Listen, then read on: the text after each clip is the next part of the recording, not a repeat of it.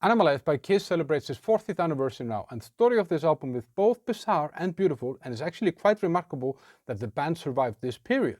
And believe it or not, this album was going to have a butterfly effect on another band that would become huge just a few years later. So let's dive into the wild and unexpected tale of Animalize.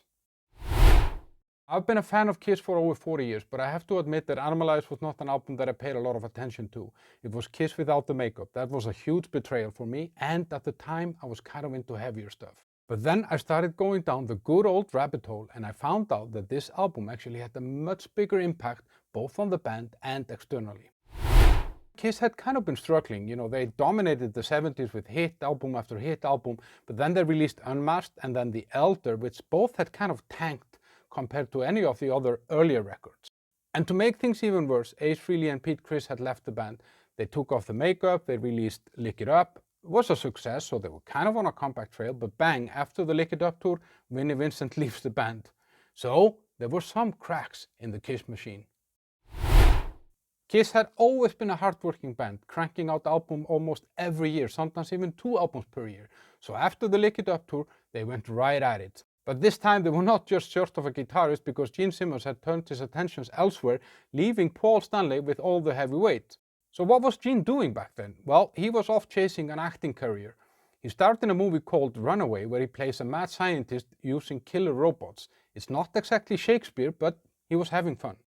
Now the obvious question is, why would he do that? But keep in mind that just a year earlier they took off the makeup. That meant freedom for the band. That meant that these guys could actually go out and do other things, because up until then they had been protecting their identity. So it must have felt a little bit like a jailbreak. You're out in the free, you can do all the other stuff that you could never do. Plus, Gene was also busy producing other bands. He was producing a band called Keel. He also produced a band called Black and Blue that featured a guitarist called Tommy Thayer, who was to have a story with Kiss later on. And when Gene checked out, Paul found himself in a situation that could be more described as a solo album, pulling in different people for different roles on the album. Paul took on nearly everything on this album. He wrote songs, sang songs, played the guitar, he played the bass on Heaven's on Fire and I've Had Enough, Into the Fire, the opening track. He named the album, he did the art direction for the photo shoot on the back of the cover, he did the marketing, he got MTV on board. That proved, as we find out later, to be a massive thing. And to be honest, I think the only reason why Gene Simmons got credited as an associate producer of this album is to make sure that he would get some money. To fill the guitarist slot that Vinnie Vincent left behind, they got this guy on board called Mark St. John. His real name was actually Mark Norton, but he was a different kind of guitarist. He was more of an acrobat. He was more into that kind of Eddie Van Halen style, and you can actually hear that really clearly on the opening track, I've Had Enough, Into the Fire. But Mark was not a great fit for Kiss. Paul Stanley said that he could never play the same solo twice, and he didn't like some of his more kind of flashy moves. And then Eric Carr said later that Mark was actually too talented, and that translated into some arrogance in the studio. Mark eventually played on most of the songs on the album though, but Paul Stanley brought in Bruce Kulick to do lead guitars on 2 songs, and then a guy called Mitch Weissman that did some additional guitars on 2 or 3 songs. And Mark's story would not be a long-lived story in the band, but more on that later. Now, early in the process, Gene went into the studio, recorded 3 demos that Paul Stanley later described as crap and unuseful junk.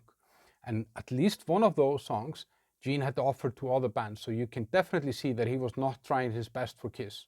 And with Vinnie Vincent gone, who actually co-wrote a lot of Lick It Up, then Paul Stanley is in trouble. He needs a songwriter. So he calls his old friend Desmond Child, who had co-written with him I Was Made for Loving You from Dynasty.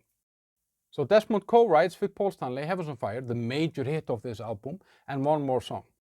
And here's where the butterfly effect comes in. Desmond Child's involvement in this album would then later lead on to one of the biggest selling rock albums of all time. But we'll back to that in a minute. And also worth noting, Eric Carr has a songwriting credit on this album in a song called Under the Gun. I think it's actually just one of the 5 songs that he ever co-wrote in his time in the band. Paul Stanley, the art director, oversaw the photo shoot of the band that would go on the back cover of the album. But that photo shoot didn't go very well, so they had no good photos. So what do? They cut up multiple photos by hand. There's no Photoshop or anything like that back then. So they had to switch arms and legs and stuff like that. So you can actually see that on this photo, that some of the stuff looks a little bit out of place. When Animalize dropped in September 1984, It got mixed reviews from the critics. Some said it was borderline heavy metal, and you can actually hear that on the first track, and I think track number 6 or something like that. But it didn't really get any radio play. But that was not a problem, because in comes MTV that put Heavens on Fire into heavy rotation because of Paul Stanley's lobbyism.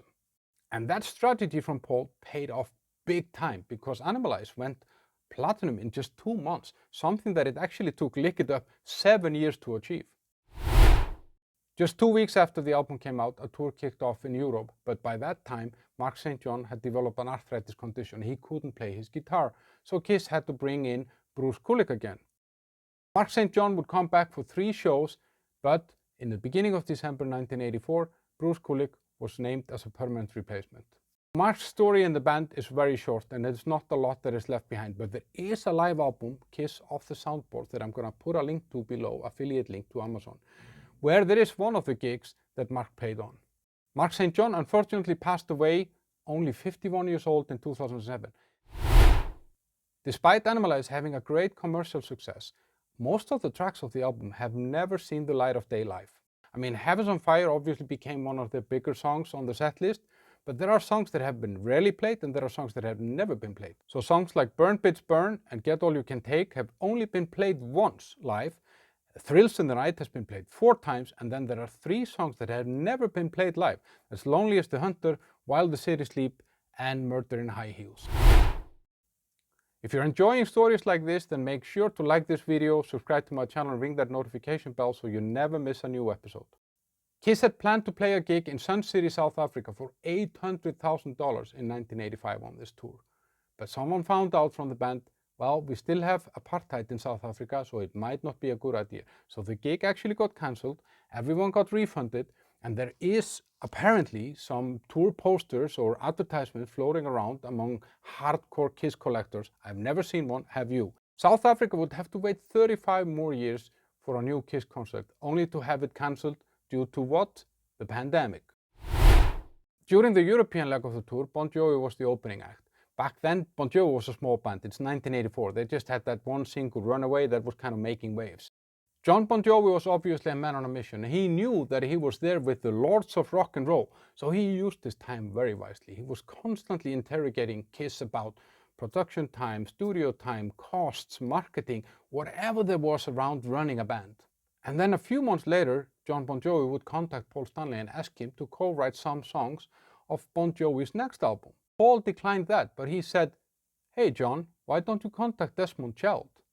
And Desmond Child would go on to co-write You Give Love a Bad Name and Living on a Prayer that sent Bon Jovi into superstardom. Slippery When Wet, the album that these songs were on, sold 15 times platinum. And it's kind of funny how these things work. If Gene wouldn't have checked out, maybe Desmond Child would never have been brought in. And then you wonder, what would have happened to Bon Jovi then? Now looking back, it's a wonder that Kiss didn't break up during this time. I mean, why did Paul put up with this?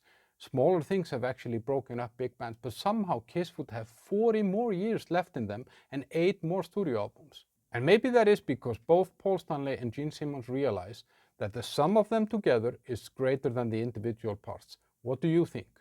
And if you think that the story of Animalize is wild, then wait until you hear the story of Power Slave by Iron Maiden. That's filled with hidden secrets and some mysteries.